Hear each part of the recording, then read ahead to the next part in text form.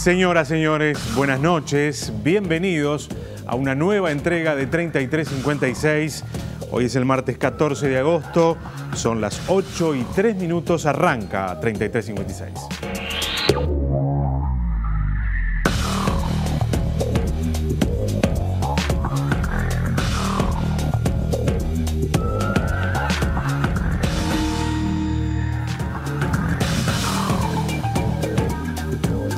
Cuando enviamos a nuestros hijos a la escuela, creemos que allí están en el mejor lugar que podrían estar después de nuestra propia casa.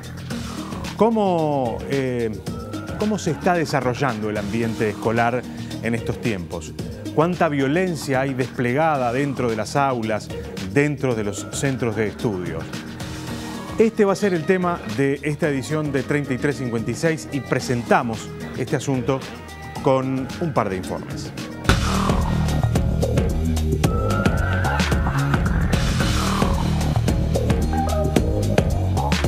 En los próximos días, Presidencia de la República y la Federación Uruguaya de Magisterio lanzarán una campaña por la convivencia en las escuelas. Si bien no se conoce el alcance de la iniciativa, la misma surge luego de una reunión entre el presidente Tabaré Vázquez y los sindicatos de docentes donde se planteó la preocupación ante diferentes hechos de violencia que se han dado en los centros de estudios. Agresiones entre alumnos, agresiones de alumnos a docentes, denuncias por agresiones de docentes a alumnos, agresiones de padres a docentes, violencia en el entorno cercano a las escuelas que termina afectando a los alumnos, son parte de la problemática a la que nos venimos enfrentando desde hace algún tiempo. Según datos oficiales manejados por Primaria, cada 15 días un maestro sufre una agresión, ya sea un insulto, una amenaza o un golpe. Aunque las cifras pueden parecer acotadas, cada vez que un hecho de violencia de este tipo ocurre, la comunidad en torno al centro se ve movilizada y se genera una ruptura que es necesario recomponer. En 2014, ante la repetición de situaciones violentas que involucraban agresiones físicas a trabajadores de la educación, la Asociación de Maestros del Uruguay estableció la realización de un paro automático cada vez que se constate un hecho de este tipo. El Consejo de Primaria, en cambio, sugiere realizar una jornada de reflexión en la institución donde se haya producido el acto de violencia.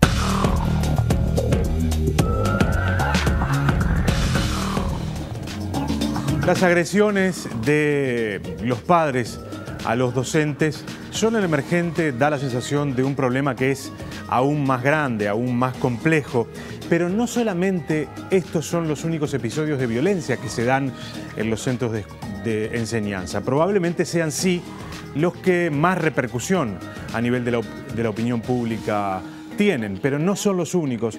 De hecho, vamos a observar en el programa de hoy que lamentablemente dentro de las aulas las cuestiones vinculadas a la violencia son mucho más extendidas que estos episodios de los que hablábamos en este primer informe. Luego, sí, de varios de estos episodios, la administración decidió generar el programa de escuelas disfrutables. Vamos a ver de qué se trata este programa.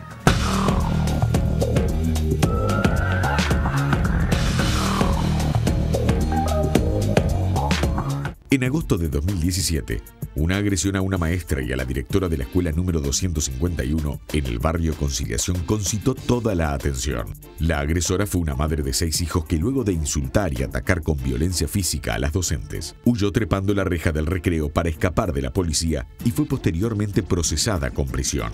Es así que cuando un hecho de este tipo sucede, entra en acción un grupo multidisciplinario del programa Escuelas Disfrutables que funciona en la órbita de Primaria. La tarea de estos grupos es atender a la escuela como organismo y dar un diagnóstico de situación, concentrándose en 3 escenarios: el grupo de docentes, los niños y la familia involucrada. Los abordajes se adecúan a la madurez del receptor. Con los adultos se conversa, se les proporciona, bajo el secreto profesional, instancias en las que pueden hablar grupalmente de lo ocurrido para percibir cómo se sienten, medir su ansiedad. El objetivo principal de los talleres es diagnosticar el nivel de angustia que el episodio pudo haber causado, así como también reducir sus efectos. Los psicólogos y trabajadores sociales que integran escuelas disfrutables no pueden obligar o derivar a los adultos a terapia, pero sí pueden dar su opinión y sugerir, si se considera necesaria, atención médica o psicológica. El segundo pilar del trabajo de este programa es intentar restablecer el vínculo entre la familia agresora y la escuela, Para el grupo de psicólogos, en la mayoría de los casos, las madres y padres terminan verbalizando su vergüenza y arrepentimiento por el golpe. Además, sostienen que no tienen registro que el incidente se haya repetido después del trabajo del equipo con las familias. Con los niños que presenciaron el hecho violento se trabaja observándolos en clase, en educación física o en el recreo y sin hablar del tema directamente. Si se detecta que los niños quedaron afectados, se cita a las familias y se les da aviso a Salud Pública para que se les ayude profesionalmente, ya que de eso ellos no se encargan. Escuelas Disfrutables está integrado por psicólogos y trabajadores sociales. Cuenta además con abogados que se encargan del aspecto judicial del incidente, en caso de existir derivación a la justicia. El programa interviene por diferentes problemas que pueden surgir en el ámbito escolar. Durante 2016 el motivo principal de intervención fueron problemas de conducta. De un total de 6.000 casos, 1.065 fueron por esta razón. También se atendieron 240 situaciones de maltrato, 610 casos de dificultad de aprendizaje y 157 casos de bullying, entre otras situaciones.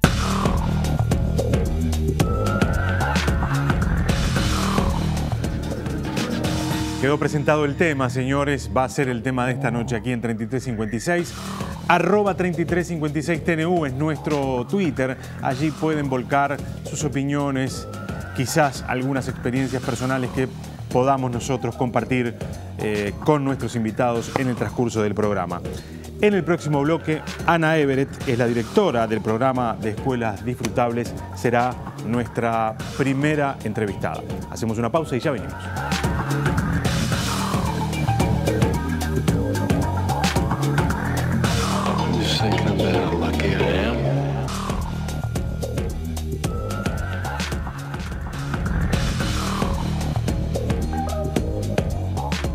La violencia escolar es uno de los tipos de violencia que refleja la descomposición de la sociedad en su conjunto. No es posible hablar de violencia escolar de forma aislada, sin establecer nexos entre lo público y privado, entre comportamientos colectivos e individuales, aspectos familiares y comunitarios.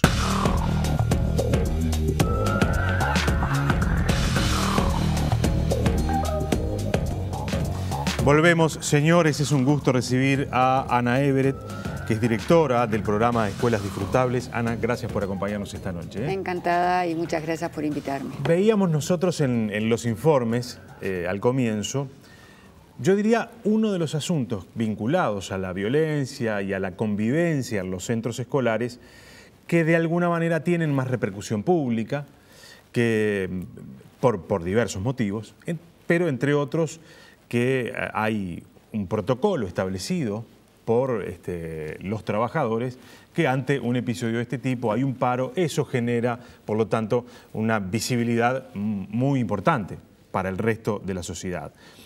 Pero yo acá tengo el listado de intervenciones que ustedes tienen en las escuelas y por supuesto que estos probablemente sean los episodios que se dan con menos frecuencia. Con menos frecuencia. ¿No? Sí. Es decir, de alguna manera, si bien son los que tienen más repercusión pública, hay una serie de otros episodios que se dan todos los días en las escuelas, sí, que hablan de un problema importante de violencia y de convivencia. Así es. Si tuviéramos que enumerarlos o hacer una especie de listado, ¿cuáles son los principales problemas que ustedes han ido encontrando desde que el programa está trabajando en los centros de primaria?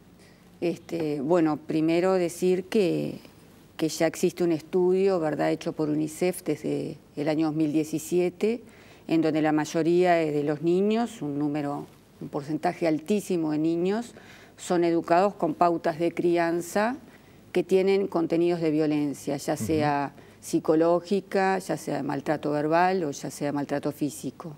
Es decir, esto evidentemente va a tener como un correlato también en lo que ocurre en las escuelas, exactamente. Nosotros lo que tenemos que reconocer es que tenemos una convivencia o una forma de articularnos socialmente que tiene que ver con formas de actuar violentas.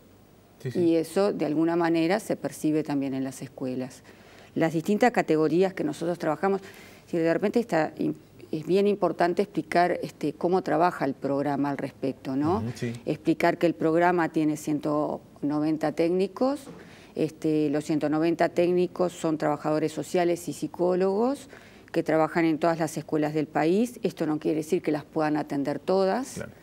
¿Intervienen a partir de la denuncia o intervienen estando presentes, digamos, en los centros escolares? Los equipos se radican especialmente en las inspecciones departamentales y nacionales del país, y cuando hay algún evento, ya sea por anuncio de la propia inspección, porque alguna escuela llama o porque a veces estamos viendo la información directamente por parte de ustedes, los periodistas, el equipo se hace presente sobre todo en las situaciones más graves, con mayor asiduidad. Claro. Como les decíamos, tenemos un listado, ¿no? Exacto. Un listado de intervenciones que ustedes hacen habitualmente. A veces, cuestiones que pasan dentro del centro escolar. Dentro del centro. Y a veces algunas cosas que pasan fuera, pero que tienen definitivamente después una repercusión en la escuela. Sí. Hay un dato que a mí me ha impresionado particularmente. Por ejemplo, Sí. en el año 2015, ustedes tuvieron que intervenir en 48 intentos de autoeliminación de niños. Sí. O sea, para que quede claro, 48 niños intentaron Quitarse la vida, no adentro del centro de enseñanza, que quede claro, pero sí niños que formaban parte de una institución educativa, y ustedes tuvieron que intervenir allí. ¿Con qué se encuentran en este tipo de episodios? Que son, yo diría, me animaría a decir, los más graves, ¿no? No sé, o de sí, los más son graves, exacto, son graves, muy graves. Graves y conmovedores porque nosotros tenemos una sociedad que no puede pensar en la muerte de los niños, ¿verdad? Son impensados para nosotros. Claro. Es lo que nosotros llamamos desde Escuela Disfrutables los acontecimientos. Es decir, un acontecimiento quiere decir de aquello que emerge en una sociedad que ni siquiera tiene una palabra para nombrarse. Claro. Es decir, nosotros no tenemos palabra para decir, es decir, cuando uno pierde, yo pierdo a mi esposo, soy una viuda. Ahora, cuando yo pierdo a un hijo, no soy nada. Claro. No tengo un nombre que me represente. Esto quiere decir que la sociedad, de alguna manera, es tan grave lo que sucede allí que no tiene manera de nombrarlo. Claro. Y ese es exactamente el impacto que se vive. Porque es la muerte de un niño y es pensar que un niño, es decir, no tanto la muerte de un niño, sino que un niño o puede estar anunciando no querer seguir viviendo, esas pueden ser sus palabras, es decir, esa es la ideación suicida, o puede tener un intento y no consolidarlo, o puede consolidar el intento. Claro. Es decir, nosotros lo que tenemos que pensar es que esto abarca, nosotros tenemos un alto índice de suicidio en el Uruguay. Es un país que tiene un altísimo de los nivel. más altos de América Latina, ¿no? Exactamente. Y tenemos un gran alto nivel de suicidio entre los niños de 12 años y 19 años. Por lo tanto, acá estamos hablando de niños menores, inclusive. Casi todas las situaciones son aproximadamente entre los 12, porque no hay que olvidar que la escuela atiende niños de 12 y más de 12 años, porque de repente puede haber sido un niño que haya repetido años, ¿verdad? Es decir, no siempre tiene que pensarse que los niños dejan la escuela a los 12 años. ¿Sí? Claro. Pero siempre se aproximan a momentos en donde la ideación ya está casi en un nivel de conciencia de la persona en que puede pensar que quiere abandonar la vida. Claro. Y acá obviamente hay que intervenir en el núcleo familiar, también hay que intervenir obviamente en el centro educativo, ¿no? Sí. Porque ese niño gran parte de la vida la pasa en el centro educativo y la otra parte de la vida la pasa en su hogar. Allí hay seguramente componentes que se entrecruzan. Sí, aquí lo que vamos a decir es que verdaderamente todos los temas de muerte, de muerte que están consignados allí son muy importantes, porque de un momento a otro, hasta la muerte de un maestro, por ejemplo, que está en duelo, ¿verdad? Allí, puede estar conmoviendo a una escuela y puede estar conmoviendo el hecho de que una persona que la estoy viendo hasta el día de ayer, al día siguiente no la veo más. Y es una persona querida, ya sea, bueno, lo de los niños dijimos evidentemente que es el grado máximo que se puede encontrar como de situación de incluso hasta de negación y de no querer aceptarlo, ¿verdad? Pero bueno, todas las situaciones de muerte generan grandes escenarios y complejos de intervención. Es decir, muertes que hemos vivido inclusive de niños, no solamente por intentos de autoeliminación, sino porque han sido, se les ha proferido la muerte por parte de alguien. Claro. Han sido asesinados. Es decir, no estamos hablando solamente de intentos de autoeliminación, ¿no? O de muertes naturales. Producto de una enfermedad. Exactamente, porque hay niños que viven de repente situaciones de cáncer y que ya sabemos que su situación o estado final va a ser, en algún momento va a estar determinado por la muerte. En esas situaciones intervienen escuelas disfrutables, se interviene en un escenario bastante amplio. Digo, primero decir cuál es el formato de escuelas disfrutables, ¿no? Escuelas disfrutables trabaja no en un formato clínico, es decir, no quiere decir no tenga una mirada clínica, sino que lo que quiero aclarar aquí es que el formato clínico lo que estaría haciendo lo que hace una persona en consultorio. Claro. Un psicólogo en consultorio. Ustedes eventualmente podrían derivar o sugerir. Podríamos sugerir derivaciones en caso de que nosotros viéramos que son necesarias. Aún así, nosotros hacemos el primer nivel de contención. ¿Qué quiere decir que hacemos el primer nivel de contención? Que atendemos a la escuela en su totalidad, entonces trabajamos escuela, familia, comunidad. Por lo tanto, los escenarios se abren. Cuando son escenarios tan trágicos como estos que están marcados, generalmente lo que hacemos no trabaja un único equipo, porque si no estaría trabajando un trabajador social y un psicólogo, en el mejor de los casos, porque trabajadores sociales tenemos menos que psicólogos, pero podría estar trabajando un psicólogo y un psicólogo. Generalmente este tipo de situaciones las apoyamos desde la coordinación, que tengo también otros 2 compañeros en este momento que acompañan, que son coordinadores adjuntos a la coordinación, y las acompañamos a veces movilizando otros equipos que permitan abordar todos los planos que se abren allí. Claro. El plano de la muerte va a implicar desde querer saber por parte de los padres cómo hablar el tema de la muerte con los niños, que aunque parezca mentira, cuesta muchísimo poder explicar qué pasó, cualquier tipo de muerte que estemos diciendo, ¿no? Porque la muerte de un ser querido siempre es sufrida y es difícil de poder dar la primera información. Desde la primera y además respuestas para esas cosas no tenemos nunca. Lo que no tenemos más que nada son recetas, ¿verdad? Es decir, pero lo que intentamos nosotros es tratar de dar las primeras respuestas y acompañar. Acompañar desde el primer instante. Es decir, hay que decirle a una comunidad que alguien no va a estar presente, vamos a estar nosotros allí junto con el equipo director, con los inspectores y con quienes estén acompañando al equipo docente para informar a la comunidad, para abrirnos y para abrir una estrategia de intervención que muchas veces nos va a llevar todo el año o más.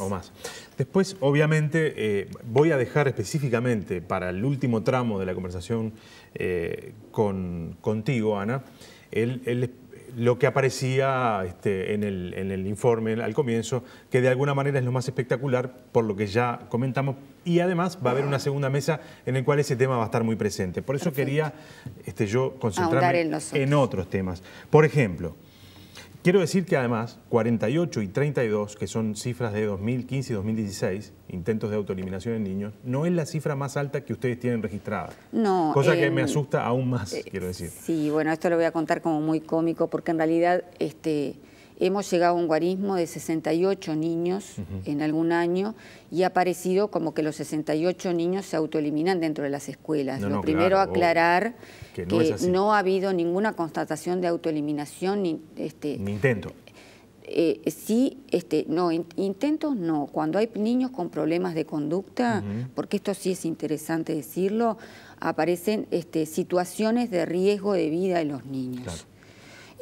Y si en algún momento existe por parte de los niños algún comentario a los maestros, al director, algún profesor o alguna persona que esté adulto que esté dentro de la institución en donde el niño verbalice que no quiere continuar con su vida, debe inmediatamente por protocolo de salud actuarse con la salud, porque el niño tiene que ser internado en forma inmediata con autorización de la familia para ser visto por los médicos. Bien. A ver, otras intervenciones que ha tenido el programa año tras año. Abusos, abandono y negligencia, dificultades de aprendizaje, desajustes conductuales, puestas de límite, ausentismo, bullying, que es un asunto que aparece obviamente con mucha asiduidad, maltrato, vínculos laborales, vínculos escuela-familia, vínculo escuela-comunidad, una serie de otros episodios que conforman, digamos, un mapa de lo que podría ser las situaciones de violencia que se viven en los centros educativos. ¿Cuál de estos que nombré tienen un impacto fuerte, digamos, en la comunidad educativa, en los niños y en el resto, ¿no?, de los actores? Es difícil decir que alguno tiene menos impacto que otro. La verdad que lo que te decía al principio, de que los niños realmente son vulnerados en sus derechos, lo son y cada vez lo descubrimos más. Que esté presente hoy una organización que es lo que se llama CIPIAB, que lo que hace es juntar organizaciones como la salud, como INAU, como el MIDES, como el Ministerio del Interior, como mismo primaria, como CODICEN, como secundaria, que nos une en función de estos temas para poder abordarlos en su complejidad, ha denotado y ha traído, como de alguna manera, cuestiones que antes tenían que ver con la vida privada de las personas, y que de repente, por suerte, ahora están siendo vistas por las personas como que realmente dañan y generan daño psíquico. Es decir, cuando un niño era abusado dentro de un hogar, quizás antes no se avisaba. En este momento lo que estamos teniendo, por suerte digo, porque en realidad a los niños hay que atenderlos tempranamente y tener el aviso en forma oportuna, tener el aviso para poder actuar en forma inmediata y que el daño psíquico no siga prosperándose a futuro, porque luego nosotros nos preguntamos por qué acontecen cuestiones cuando las personas son adultas. Hay una historia que parece que no estamos atendiendo, ¿no? Hay una historia de vida. Después nos sorprenden los kikis. Exacto. Como si los kikis hubieran nacido de un repollo un día, se hubieran levantado y hubieran salido a matar gente. Acá hay trayectorias de niños que pasan por algunas situaciones que son sorprendentes. Es así. Es decir, si nosotros estamos hablando, que era el tema un poquito que ustedes estaban presentando, en la violencia que se genera hacia las escuelas, tenemos que pensar que muchas veces las violencias hay que analizarlas de tal forma para encontrar cuál es el nodo de la violencia, por dónde surge verdaderamente. Y muchas veces la encontramos explicada en estas situaciones. Situaciones de maltrato, son personas que han vivido maltrato, ¿verdad?, siendo en su infancia, o que viven maltrato en el día de hoy, o que viven en circunstancias de violencia estructural. Claro.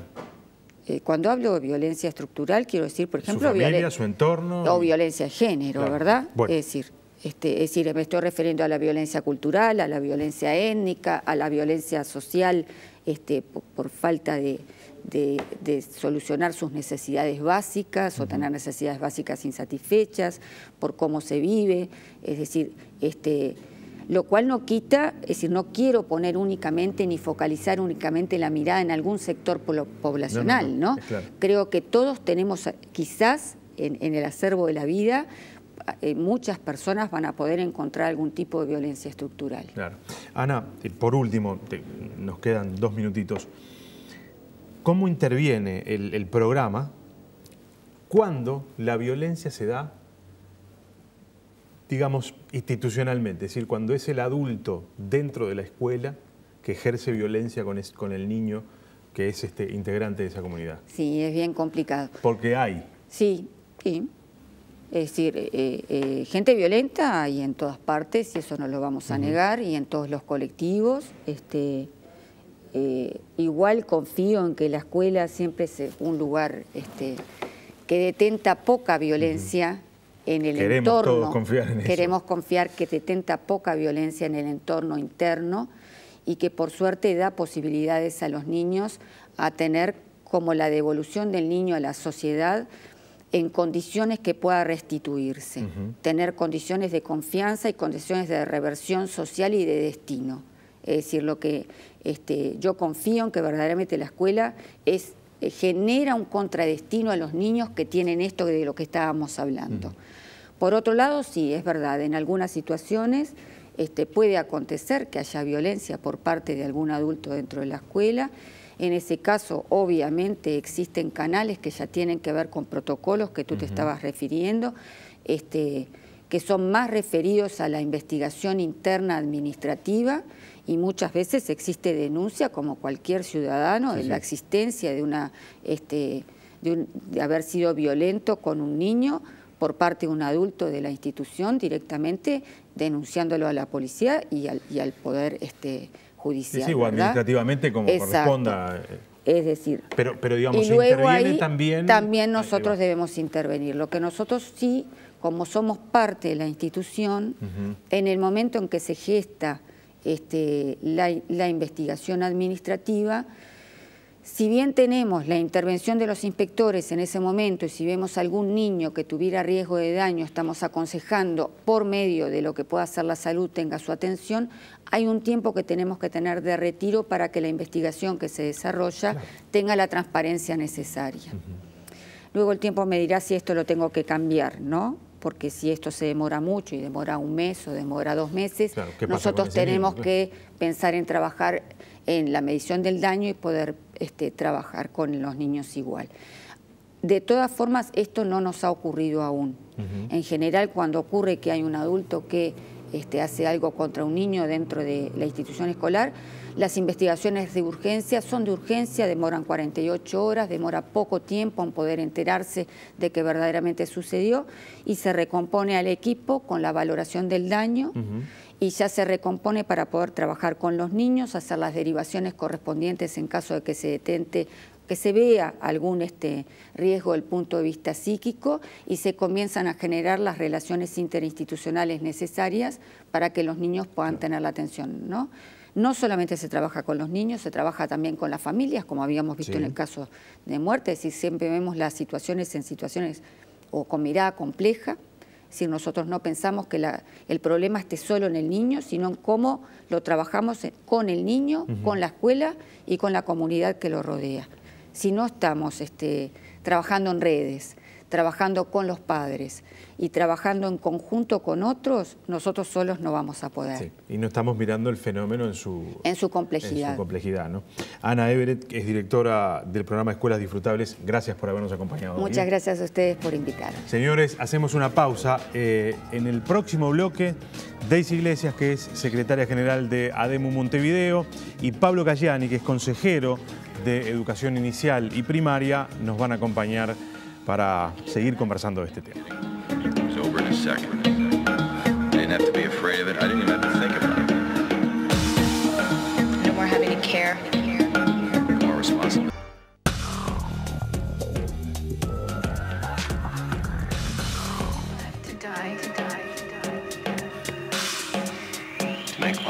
Volvemos, señores.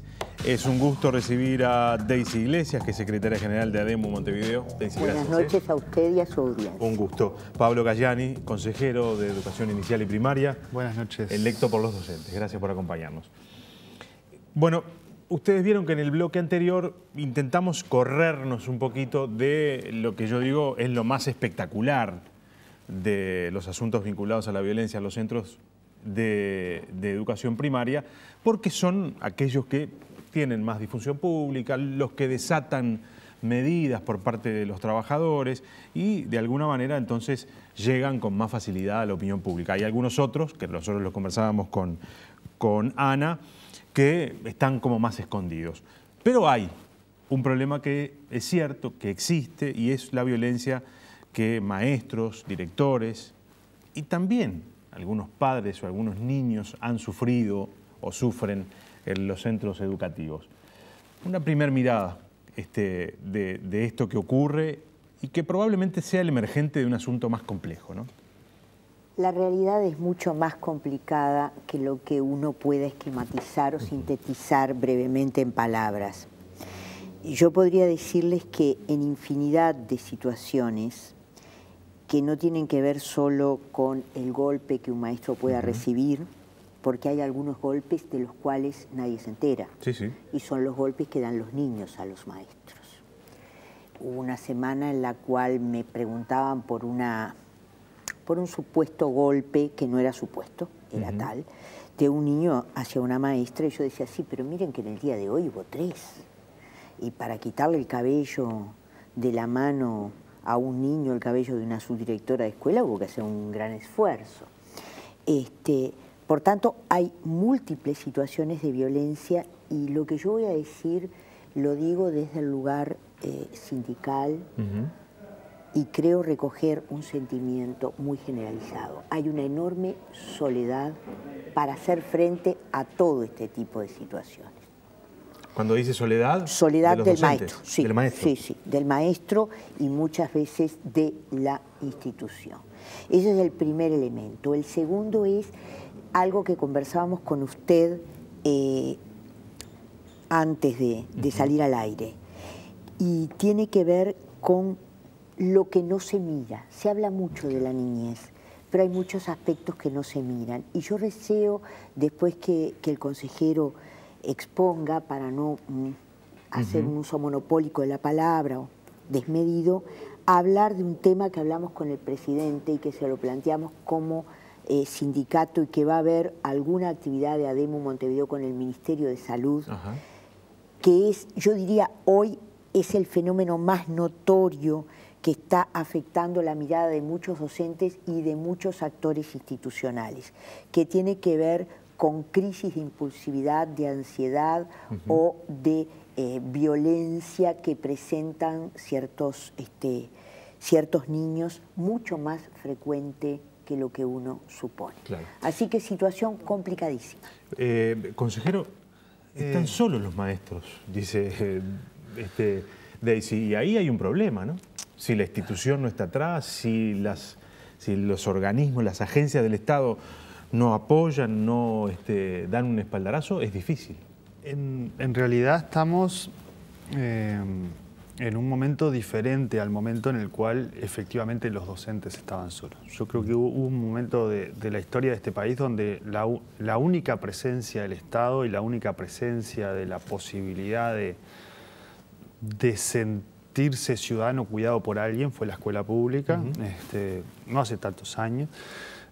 Yo creo que nosotros hoy tenemos una situación en la cual la escuela pública es parte y la escuela en general es parte de la sociedad, no está separada por más que haya un muro o haya un portón.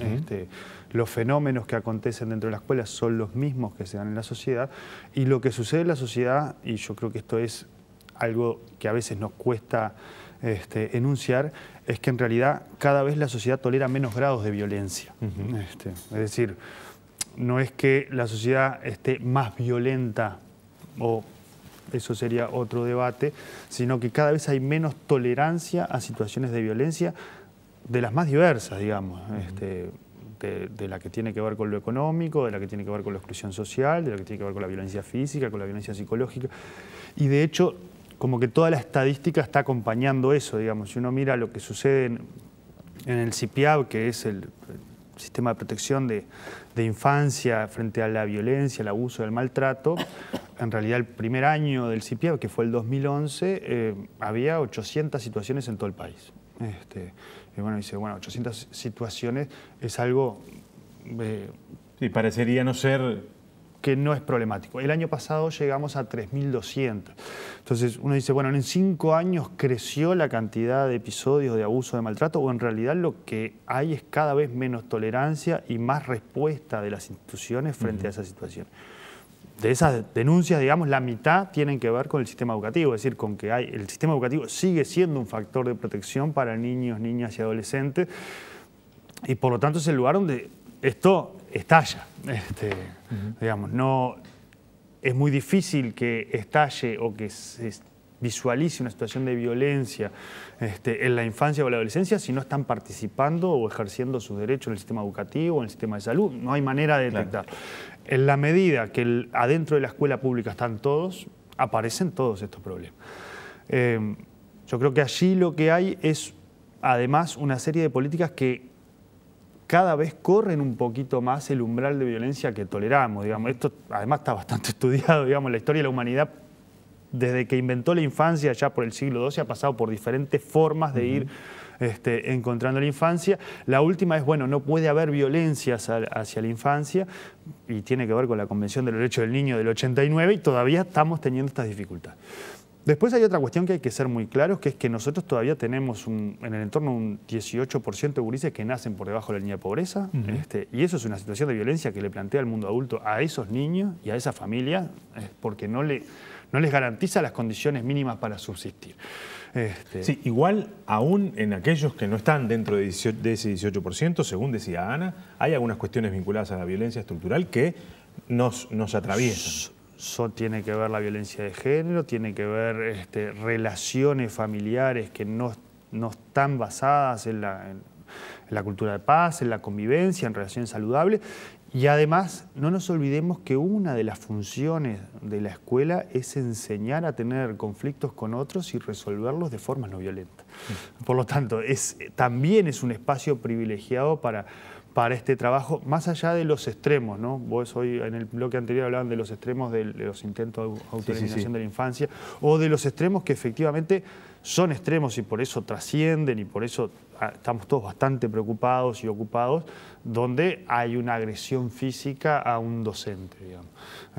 ¿Por qué? Porque en realidad el docente es el adulto que está encargado de la educación y del cuidado de niñas y niños. Por lo tanto, debería ser lo más parecido a algo sagrado que tengamos en el Estado, el lugar del docente con respecto a la comunidad y al proceso educativo de los gurises. Daisy, este fenómeno, específicamente el de la violencia hacia los docentes, imagino que ustedes lo observan, pero además de observarlo, intentan entenderlo.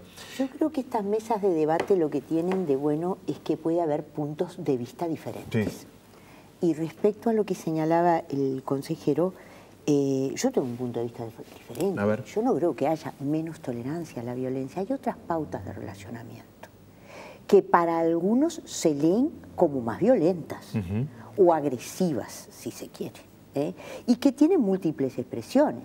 Que yo entre a un lugar, no salude o empuje, independientemente que yo lo agreda físicamente, puede entenderse como una pauta de relacionamiento diferente. El sistema de primaria tiene más de 100 años. Lo que se hablaba anteriormente no es que ahora, que a partir de ahora, por ejemplo, se denuncien los abusos, ¿no? Los maestros han denunciado abusos siempre. Sí, sí. Puede ser que hoy sea más público. No es por nosotros tratamos de no hacer públicas esas realidades. Por tanto, estamos instalados en un medio diferente, con pautas de relación diferentes, y algunos quisiéramos que las pautas de relación no fueran las que son. Y en esa cuestión estamos todos mezclados, porque también nuestros discursos pueden estar en un nivel y la realidad en otra, y también eso puede ser vivido violentamente por algunos. En el bloque anterior creo que se dijo que hay 190 técnicos para todo el país. Sí, 190. ¿Y cuánto le da por departamento a usted 190? En un promedio, algunos 10. le va a dar 10. Y a usted estima que en la realidad que existe, en cuántas escuelas de contexto crítico y llamadas a aprender hay en Montevideo, donde hay climas cotidianos de situaciones, vamos a no llamarla de violencia, de agresividad.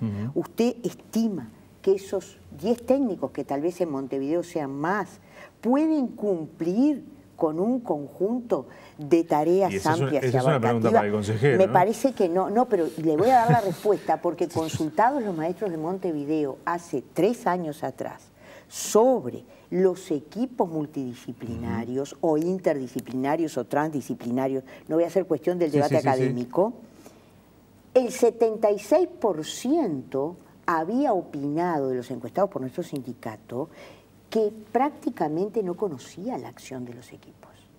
Y es verdad que corren, yo supongo que a tapar situaciones, pero también es verdad que con un sistema de atención de salud como FONASA, nosotros tenemos niños que no van a sus controles.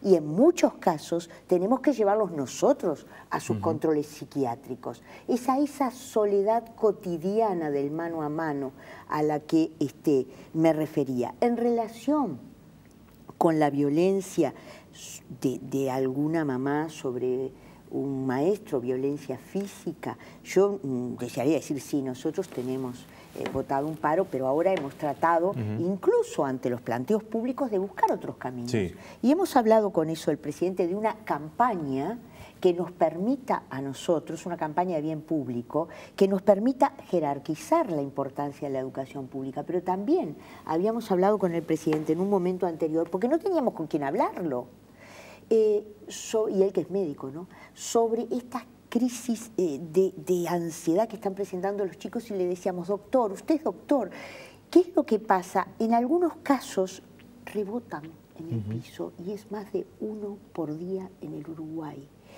Y le preguntamos, ¿es mito o es fantasía? Porque uno a veces corre el riesgo de hablar impropiamente de situaciones. ¿Hay hijos de la pasta base, como nos dicen?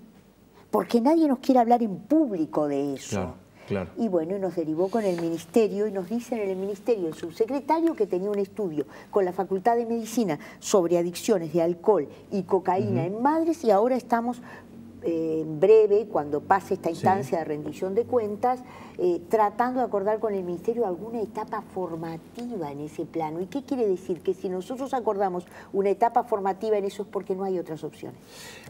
Parecen poco, es cierto, 190 técnicos para atender las problemáticas de... ¿Cuántas escuelas en todo el país? 2.200 escuelas en todo el país y 350.000 niños participan de la escuela pública. Está claro que, si vos mirás los números, estamos hablando de que los equipos están interviniendo en las situaciones más complejas. Claro. Cuando apagan el incendio cuando... Sobre 5.000 situaciones de 350.000 niños, estamos hablando de que es lo que se ha podido construir presupuestalmente, y en la medida que sigamos avanzando en el presupuesto de educación, seguirá avanzando en esto de tener más adultos especializados en abordar la temática. Ahora, tradicionalmente la escuela ha intervenido sobre la construcción de cultura de convivencia y de formas no violentas de resolver los conflictos, pero también tradicionalmente la escuela ha buscado la forma de desresponsabilizarse de algunas situaciones que son inherentes a la infancia. ¿Por ejemplo? Por ejemplo, estas cuestiones que están vinculadas a la necesidad de categorizar o establecer patologías o situaciones. Yo creo que acá hay una serie de acciones y de intervenciones que efectivamente tienen que ver con las escuelas, tienen que ver en la enseñanza, en la construcción del sujeto, en la construcción de ciudadanía. Hay acciones que tienen que ver con la construcción de tejido comunitario, y hay otras que no son de la escuela, que son del sistema de salud. Claro. Y que por lo tanto la escuela lo que puede hacer es enunciar esto de, bueno, como hacemos con el Ministerio de Salud Pública, estos niños tienen el carnet del niño o de la niña vencido, o estos niños no tienen el carnet de vacuna al día, y por lo tanto buscar los mecanismos para acercar a los gurises al sistema de salud.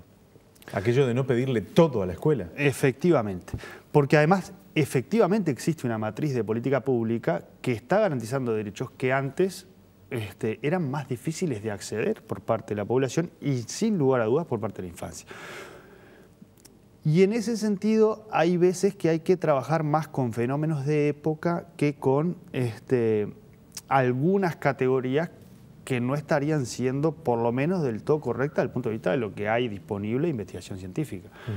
Está demostrado que cualquier persona que haya consumido pasta base tiene una serie de afecciones o de lesiones a nivel cerebral que en el correr de los años desaparecen. Entonces, está demostrado que los hijos de madres alcohólicas tienen una serie de dificultades que permanecen durante su vida. Ahora, si la escuela va a entrar, digamos, en esta lógica de ir atrás de cada una de estas patologías, creo que abdica de la otra cuestión de construir lo común, porque estas otras patologías en realidad son responsabilidad del sistema de salud. Y la escuela lo que va a hacer es incorporar a esos niños como cualquier otro niño. No, pero no se trata, Pablo, de no incorporarlos. Se trata de incorporarlos con una atención adecuada. Cuando un chico presenta una problemática que está vinculada a su conducta o que puede estar vinculada a su emocionalidad, esas problemáticas se han generado, el chico es un emergente de un vínculo familiar particular o de su entorno, pero nosotros estamos al tanto y tenemos herramientas. justamente lo que dice el consejero, nosotros tratábamos de no hablar impunemente en forma pública. Por eso planteamos, ¿esto existe o no existe? Y no somos nosotros los que contestamos la pregunta. Ahora, en caso de existir, es muy distinto continentar a un chico que puede tener una conducta ansiógena o crítica o de hiperactividad porque está vinculado a determinados sufrimientos que tuvo durante su gestación o que tiene durante su vida, claro. Porque las narraciones de los chicos son duras muchas veces, en muchos casos, en otros no, ¿verdad? Sí. Que continentar tal vez a un chico que su problemática es otra. Cuando nosotros decimos como maestros que queremos tener herramientas, no es para desvincularnos, es para dar, bueno, el consejero maestro lo sabe, es para dar la atención correcta. Una mirada. E incluso nosotros nos enteramos como sindicato que existía una investigación en esta tópica porque como sindicato fuimos a preguntar por ello. No se había incorporado, digamos, al uso, al conocimiento. Uno lo que siente a veces es que nuestra formación, nuestros cursos, incluso nuestra formación posinicial, está como muy desfasada de las realidades que vivimos. Y eso es un aporte constructivo. O sea, aquí estamos tratando de debatir cosas que nos importan, no como diríamos, de hacernos señalamientos mutuos. ¿Nos importa esto? Sí. A mí me ha importado debatir algunas cosas que he considerado, y lo sabe el consejero Pablo, que han sido gratuitas. Yo he escuchado a periodistas y a gente decir los maestros que piden medicación o los maestros que medican, y lo he escuchado a psicólogos y he dicho, pero ¿por qué no va y le dice los psiquiatras que medican? ¿Por qué no le dice el psiquiatra, el psicólogo al psiquiatra? Porque el que da la medicación en una receta profesional tiene el título de psiquiatra, no de maestro. Yo creo que efectivamente, a ver, el poder ponderarlo en lo que se ha avanzado en términos de protección a la infancia es necesario sin dejar de señalar lo que falta. Yo creo que en materia de política de salud nosotros venimos haciendo un trabajo importante con el Ministerio porque hay prestadores privados que no cumplen con las prestaciones que tienen que cumplir por la cápita que reciben del FONASA. Eso lo hemos planteado en las reuniones. Después tenemos otra serie de dificultades que tienen que ver. Tenemos una nueva matriz de protección que efectivamente funciona, que efectivamente está pensando en acercar derechos a familias vulnerables.